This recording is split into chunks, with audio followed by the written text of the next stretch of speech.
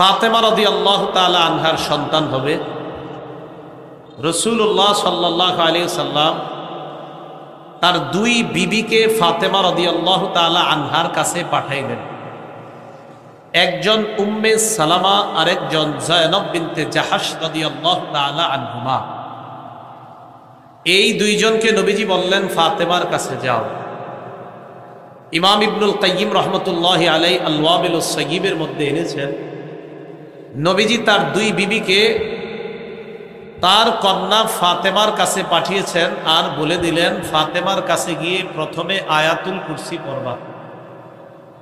তাহলে যেই নারীর সন্তান হবে তার পাশে যারা থাকবে তাদের কাজ, প্রথম কাজ আয়াতুল কুরসি পড়া।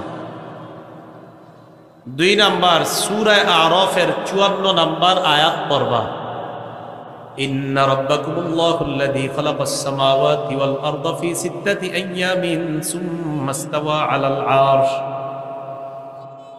ইউগশিল লাইলান নাহারা ইয়াতলুবুহু হাসিসান ওয়াশ-শামসা ওয়াল কামারা ওয়ান নুজুমা মুসাখখারাতিন বিআমরি আলা লাহুল খালকু ওয়াল আমরু তাবারাকাল্লাহু রাব্বুল আলামিন।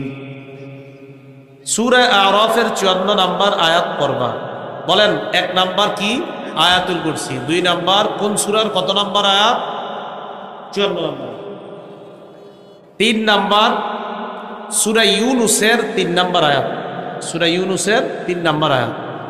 ইন্না রাব্বাকুমুল্লাহুল্লাযী খালাকাস সামাওয়াতি ওয়াল আরদা ফি 6 আইয়ামিন সুম্মা ইসতাওয়া আলাল আরশ ইউদাব্বিরুল আমরা মা মিন শাফি'in ইল্লা মিন বা'দি ইযনিহি যালিকুমুল্লাহু রাব্বুকুম ফা'বুদু আফালা তাযাক্কারুন।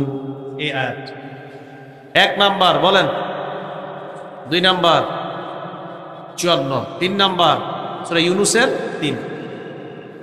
চতুর্থ ফালাক নাস। এই ফালাক এবং নাস পড়ার পর ফাতেমাকে দম করবা, ফাতেমাকে ফু দিবা। তাহলে গর্ভবতী নারীর পাশে যারা থাকবে তাদের কাজ পেয়ে গেলাম আয়াতুল কুরসি, সূরা আরাফের 54 নাম্বার আয়াত, সূরা ইউনূসের 3 নাম্বার আয়াত, আর ফালাক এবং নাস পড়ে তারা তাকে ফু দিবে।